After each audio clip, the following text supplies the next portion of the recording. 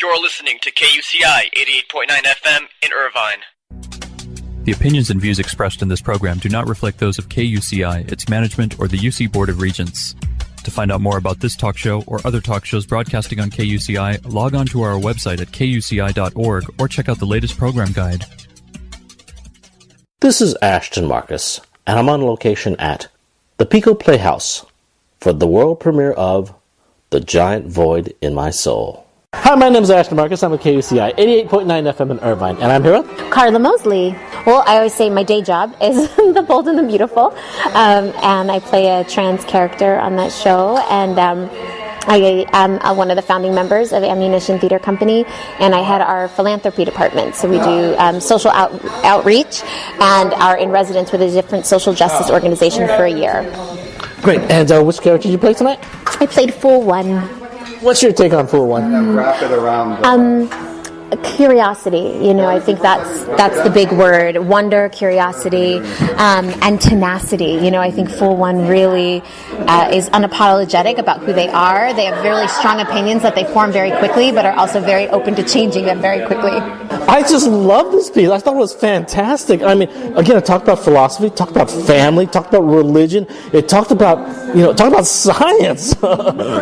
Yeah, I think Bernardo's a genius, and I love working on his pieces. This is the second play of his that I've done, and he has a way of, with a very light and easy and fun touch, forcing people to look deep within themselves, and it's really fun to watch the audience and feel the audience go on that ride with us every night. Yeah, I also love your performance because, again, it's really, the topic is meaning you have to be a fantastic actor to actually communicate, and I just loved your clowning. I even loved your voice. I loved your movement. I even loved your body shape, just swirling around during this, because it's like, show me grief. Show me grief. Don't give me, just show me grief. And you actually body positioned grief. Thank you so much. I have to say that our director, Felix Solis, was really instrumental in making sure that we connected our action to our physicality. We did a lot of exercises around that. And I personally think that we as humans learn so much from just our body language. And so it's really fun to exaggerate that and find out what that is. And I'm also 6 months pregnant. So it's exciting to explore what that all is in this body. Yeah. Well, so I guess this piece actually has meaning to you because, again, it talked about family. It talked about, I guess, almost trying to fulfill yourself through your family. And then, I know I may be giving a little bit away from the story, but this was just so beautifully done. It talked about your parents, addressing your parents, and that is so incredibly important. It just made me. I mean, once I heard that, it basically reminded me of my childhood. Yeah, I think that it's a piece that forces us to look at ourselves and that resonates with so many of us in different ways. And that's the beauty of clowning, is it's like we are fools. We are not men or women or any particular people. We are every person. And I certainly am struck by different moments in the show every night. Well, I just love this piece. I thought it was fantastic. I loved your performance. I loved all the actors. I thought the actors are fantastic. Because, again, a piece this long, this deep, you can bore people. I mean, some people can go up there and just either preach a sermon about the meaning of life or actually just give a speech about it. And there have been millions of people doing it, and a lot of them just kind of just put you to sleep because you just don't connect it. And how could you not connect with the meaning of life? I mean, yeah, and I think humor is a great way into that. I think that's the beauty. I mean, that's why I love watching comedians and stand-up comedy, is because they have a way of using humor to connect us to our deepest truths. And so while we're laughing, we also are crying and going and shocked and in horror at things that actually could manifest. Maybe they're a little bit exaggerated, but they're things that I think we've all touched on in some way during our lives. Well, once again, I really love the performance because I also like clowning, but again, it's got to be done perfectly. Clowning is it's truly an art. It's like Robin Williams. Robin Williams was the perfect clown. Yeah, but that's the way you do it. Yeah, we watched a lot of people. I love Robin Williams. We watched Jim Carrey. We watched Lucille Ball, of course. We watched Abbott and Costello. So we also studied a lot of the greats to just remind ourselves that clowns are not only in a circus tent, that they have there's a great lineage of clowns that we can draw from. That's right. You could have done Jackie Gleason. Yeah. Oh, yeah. Oh, absolutely. Or Red Skelton, and actually Lucille Ball did a little clown. So I mean, basically in the past, anyone, and actually Carol Burnett did clown too. Clown. Oh, she's such a clown. Yeah, she would be carrying that mop, sweeping up the stage. Right. So I mean, back then, anyone who was anyone was just a fantastic clown, because it's just such an art form that we just lost. But I just love this performance. Thank you very much for being on the show. Thank you so much. Thank you for coming. Hi, my name is Ashton Marcus. I'm with KUCI 88.9 FM in Irvine, and I'm here with Felix Solis. I directed the play. It's called The Giant Void in My Soul by Bernardo Cubria at the Pico Playhouse by Ammunition Theater. Great. What did you like most about this play? I like the fact that it's a clown world. It's the world of clowning. It's the world of behind masks. It's the world that allows you to be anything other than who you are and allow for a story to be told from a different perspective. Yeah, which I appreciate.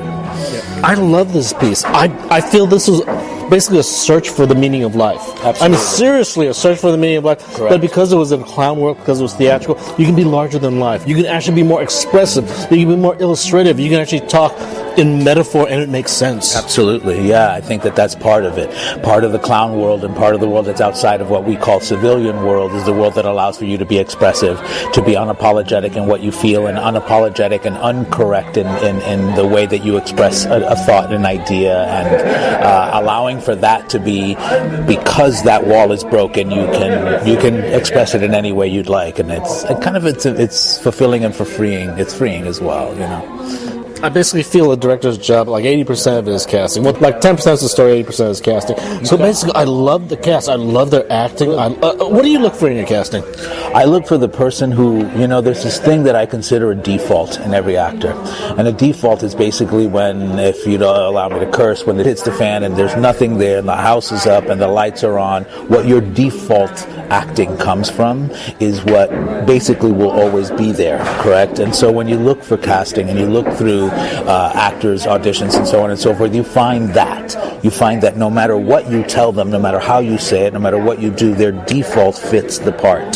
That's one thing. And then the other thing too is it's just knowing. There's just a knowing. You trust yourself enough. As a director, you have to know the story well enough that when you have that story in your head and it's clear, when someone comes in, you go, that's the storyteller. That's a good storyteller for this story. So I look for someone who can tell the story we're trying to tell. Well, I love the way you performed it. I mean, basically, it's such a small space, limited staging. With what you had, obviously the actors did a lot of work, but as a director, you chose them. It was beautifully done. Great. Thank you very much for being on the show. Thank you. Hi, my name is Ashton Marcus. I'm with KUCI 88.9 FM in Irvine, and I'm here with Bernardo Cubria, playwright of this play, The Giant Void in My Soul. So, question: why did you decide to write this piece? Well, about a year ago, I was sitting at home, and I was sitting there with my lovely wife, and I was able to pay my rent acting and writing, and yet I still felt unfulfilled and sad, and I thought that was kind of hilarious. And I thought, what is going on with me? Why do I feel like something is missing? And then talking to a friend, I was like, maybe we just all have giant voids in our souls, and let's write a satire about how we try to fill that thing. Yeah. I love this piece. This has to be one of the philosophically, it was a giant. I mean, it's got to be one of the most intellectual plays I've seen. One of the most deeply fulfilling plays too, because it talks about a person's purpose in life, their search. It talks about their childhood, growing from childhood to adulthood, and just aimlessly just wandering through life. I just loved it. Oh, thank you so much. That means a really great deal to me. This is a very personal play for me, and this is probably the most honest thing I've ever written, and it talks about how I have felt this feeling since I was a little boy until now that I'm 35 and I'm a parent and I have a baby who I love, but yet even he does not fill this void for me. And so, I think there's something really funny about it. And then the other thing that I kept thinking about was the Don Quixote story, because there Don Quixote is out fighting something. He's trying to fight, he has just, what is he fighting for? And I've always thought that the most beautiful thing about that story is the friendship, because Sancho Panza doesn't even care what his friend is fighting for. He's just there for him. And so I kind of tried to mix those two things in this play, Yeah. Well, basically, I was thinking about, just going through this, I was thinking about, like, Rene Descartes. I was thinking about Søren Kierkegaard. Yeah. I was actually thinking about the book of Ecclesiastics, about vanity of vanity, all is vanity. And I was thinking about this. I was surprised I'd see something that's in a theater piece. And what separates this from everything else is there were no answers to it. It was like, here's the problems. This is what everyone's facing. I'm not going to come up with some kind of fake solution to pacify everyone. There's a reason why we're all going through this. It's because there is no answer, or the answer out there is individualized. And that's what I got from it. That's so amazing that you say that. So I studied clowning in Italy, and the thing that my teacher would always say to us, he would say at the end of the play, the clown will never have gotten the answer. Because he would say in life there is no answer. And he said the fact that we as humans think that we, being humans, are so special that we will find the answer is hilarious. And that's what clowning is. It's this, we as humans think we're very special because we can talk and we can make automobiles, but at the end of the day, we're just fools, you know? And so I love that you said that, because that's why I like clowns so much, you know? Because we're just fools. Well, I sincerely love this piece. I mean, seriously, I think thank you so I think much. it's one of the most intellectual pieces I've seen. I'm surprised it's not a masterpiece. Again, like in masterpieces, when I read those stuff, obviously this has been around for 2,000 years. But this was, again, it just pierced the human soul so much, because it talks about purpose in life, and no one talks about this. Well, some people do talk about it, but again, you really don't see someone trying to tackle it so honestly. I just love the piece. Thank you so much. That means a great deal to me, really. Thank you. Well, thank you very much for being on the show. Okay, yeah, of course. Thanks for having me, and come out and see us, guys. Hi, my name is Ashton Marcus. I'm at KUCI 88.9 FM in Irvine, and I'm here with Kim Hamilton. I play Fool 2 in The Giant Void in My Soul. I'm a member of Ammunition Theater Company, which we're doing this play, the company that we're doing this play with. I've been in LA for about 11 years. Before that, I was in New York, doing theater, going to drama school, all that jazz.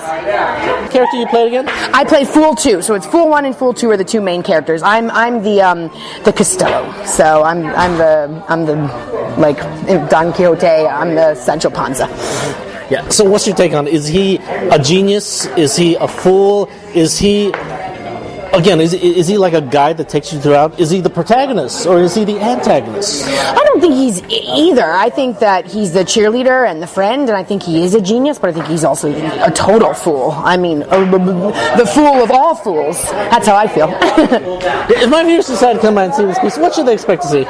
They should expect to feel things. They should expect to be asked big questions and make them think about their life and about the world and about what they're doing here on this planet, but also like laugh their faces off, maybe cry a little bit. I have to commend you on your work, because I know how hard clowning is. I've seen clowning before. It's very challenging. You know how they say dying is easy, comedy is hard? Yeah. Well, in this case, it was not only satirical comedy, but it was also had such a deep meaning. It was about the purpose in life. Yeah. So if you don't handle this thing correctly, it's almost like, you know, someone giving you a speech for like 2 hours. If you don't deliver it correctly, Yeah. it doesn't matter how meaty it is. I mean, it has to be done just right. Yep. Yeah, no, it's the hardest thing I've ever done in all my years of theater. I mean, years and years of theater. It's the hardest and most rewarding thing I've ever done. I love it. Well, basically, I love this piece too, because again, first of all, you don't expect to see things philosophically. I know in clowning, it'll be esoteric. It'll be, you know, you're trying to actually do something through movement, through expression, through comedy and all that. But this one, again, it was talking about the meaning of life, and I think it handled it so beautifully, so respectfully, and so honestly. Yeah, totally. And that's why I think people love it, because it's not just like a hammer on the head or 2 on the nose. It's so metaphorical, and it's like a journey, and it's fun, and we're clowns, and we're running around, and you know, we're trying to find the meaning ourselves, but we do it in such a fun way. I think it's just really enjoyable to watch. That's how I feel about it, and I hope. That's another thing. I thought it was very entertaining. I thought it was funny and entertaining, and also deeply inspiring, intellectually inspiring, and I just love the piece. I loved your performance in it also. Dude, thank you so much. That means a lot. Thank you for coming. All right. Thank you very much for being on the show. Yeah, thank you. Hi, my name is Ashton Marcus. I'm with KUCI 88.9 FM in Irvine, and I'm here with Claudia Dumit. I'm a recent member of Ammo Theatre, and that's who's producing this play, and they produce amazing plays, and I'm just glad to be a part of something that's so brilliant and so well written and so well directed, and something that will stay with me forever. And which character do you play? I play, what do I play, Performer 1? I play multiple characters. I play 4 different characters. I play the bartender, deep thinker, partner, and woke one. I love deep thinker probably the most because my approach to deep thinker is that deep thinker appears to know nothing, but they say things that are very enlightening and deep, for lack of a better word. And I think that's a beautiful contrast. I love your performance in it. You actually dealt with religion. Again, this play actually dealt with religion. It did. It's a big topic, and politics. And actually also marriage. Everything. And, the artificial, I wouldn't say it artificial. It actually is a purpose in life. Your family, your reproduction, your community. Yeah, but it's like that A, B, C, D checklist that people sometimes do when they think this is what the perfect life is. This is what life is supposed to be. This is how I will feel purpose and complete. If my viewers decide to come by and see this piece, what should they expect to see? An existential crisis on stage, in a nutshell. Yeah. I agree with this. This could have been written by Søren Kierkegaard. It's insane. It's one of those plays that stay with you a month after you see it. Mm-hmm. Yeah. And that's a good thing, and that's what you want. That's what you want theater to do. You want it to stay with you once you leave the theater. Yeah, well, basically, it will stay with you your entire life. You're trying to find your purpose in life. Is there meaning to life? Is there no meaning? Are we just a bunch of people just running around bumping into each other? Or is there really purpose? I mean, why should I go to school? Why should I get an A? Why should I make money? Why should I retire? I mean, why should I do anything? If I am actually working, so one of these days I can retire and enjoy myself, why don't I just sit right here and just enjoy myself and not work? You'll save myself like 40 years. And that's how the audience leave, with those thoughts in their head. Well, I loved your performance. Also, the clowning technique was fantastic. Thank you. Heavy movement. Also, because the topic is so deep. I mean, it's like listening to a sermon or something like that for 2 hours, or listening to the Pope talking Latin. I mean, if you don't do this correctly, you're just going to lose the audience. And you guys connected so well with the audience. A lot of that happened in the rehearsal process with our brilliant director, Felix. So a lot of that is thanks to him. I'm going to say all of that is thanks to him. Okay. Once again, I really enjoyed the performance. I love your performance in it too. You're fantastic. Thank you very much for being on the show. Thank you so much. Thanks for having me. Hi, my name is Ashton Marcus. I'm on KUCI 88.9 FM in Irvine. And I'm here with... You're with Lisa Fernandez. I've been in LA for about a year and a half. I love this show. Bernardo is a dear friend of mine. He's a playwright. Felix is a wonderful collaborator that I've worked with many times. This whole experience has been incredible and very physically taxing. For me, I had 4 characters, so it was a lot of trying to figure out contrasting. So a walk or a voice or how to use their little collar or whatever it was. There was a lot of me trying to differentiate the 4 different ones. And Claudia and I had a lot of that. We had a lot of trying to differentiate everything. 4, 1, and 2 have 1 track, so it was a lot easier for them. But it was really just trying to build different colors and shades to that color. Well, first of all, I loved your clowning. I loved everyone's clowning because, basically, I don't know if a whole lot of people know this, but clowning is actually an art. It's actually a theatrical. It's actually a theatrical medium. Yes. And it's not used that much, but when used correctly, it is beautifully done. And you guys did it perfectly. Thank you. You know what's interesting is this whole time we've been thinking of it as learning a new language. And when you learn a new language, it takes time. The body has to adjust, the mind has to adjust. It's a different form of energy circulating in the brain. You know what I mean? It's just a different form. We all know straight theater, kitchen sink drama. This is not that. So there's this sort of suspension of you have a thought and then immediate abandonment of that next idea, and that's very different to straight drama. So drama, things are a little bit more smooth. This is have this feeling, feel sad, happy again. That's so hard, beautiful and fun, but also difficult to get right, So if my viewers decide to come by and see this piece, what should they expect to see?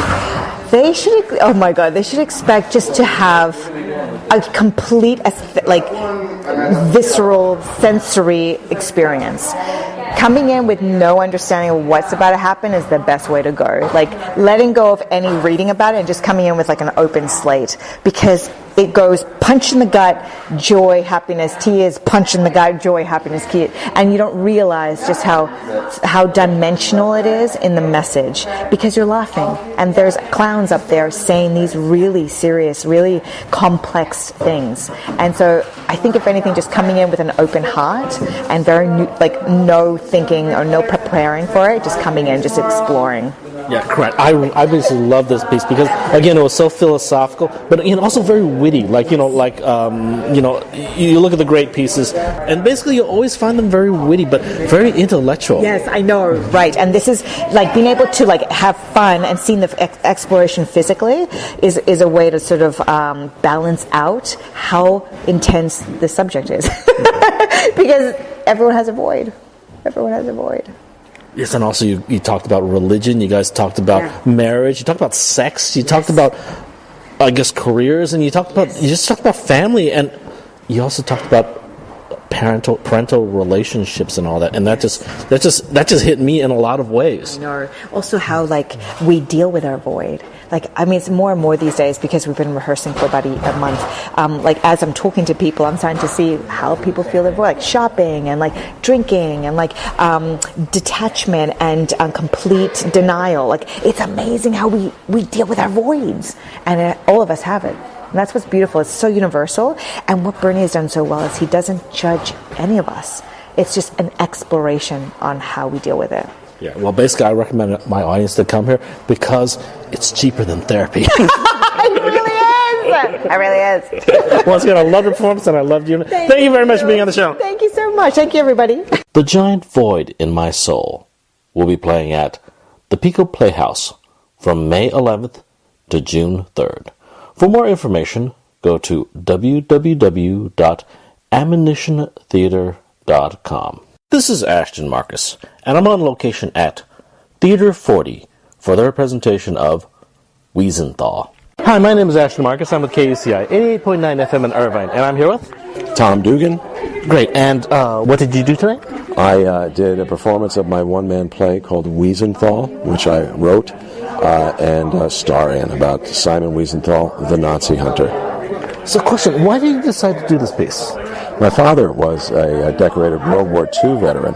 He liberated a camp called Langenstein, and I grew up with his stories of what the war was like, and he carried around with him shrapnel in his hip, and a German shrapnel, and I said, well, you must hate Germans. He said, no. And he says, I don't judge people by the group they belong to. I judge them by how they behave. And I didn't understand it then until I read about Wiesenthal's rejection of collective guilt. And a light bulb went on in my head, and I thought maybe this is what I should write about, a man who was a concentration camp survivor and who spent 50 years hunting down, through the legal process, Nazi war criminals. And the thing that made the show possible, because it could be a dour subject, but it's not, because Wiesenthal had such a sense of humor, and the audience laughs an enormous amount. It's a very entertaining show. I agreed. I love the piece. I was riveted by it because one thing I guess I'm a fan of documentaries. I'm a fan of history, but it wasn't dry. It wasn't boring, but it was really packed with a lot of substance. Thank you. The key was that Wiesenthal himself was an amateur stand-up comedian when he was before the war.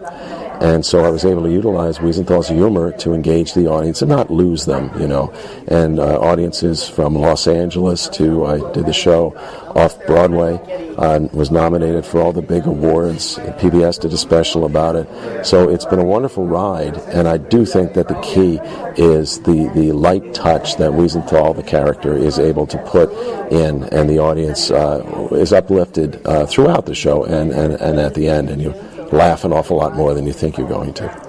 Yeah, I was actually surprised because, again, you were off Broadway, but you're coming to this little theater. I mean, if you were a national tour coming, that's a really major thing to have your show coming into town. But again, you are playing in Theater 40, which is a 99-seat theater.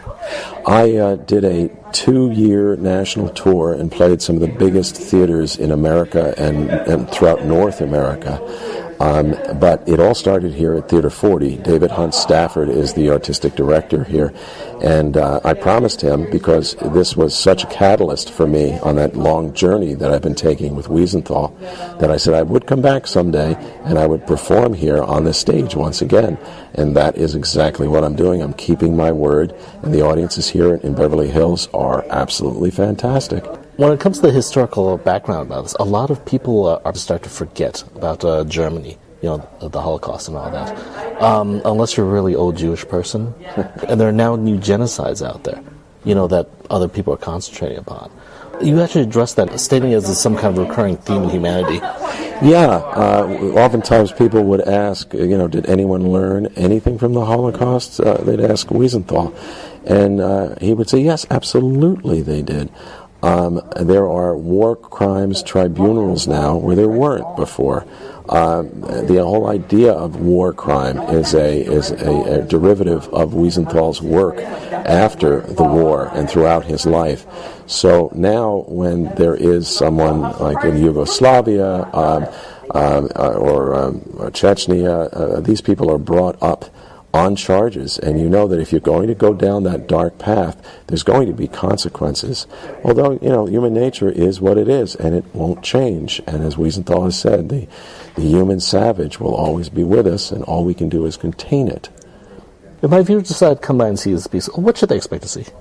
They should expect to see a 90-minute play without intermission that is completely educational, but that's not the purpose of it. It really is entertainment.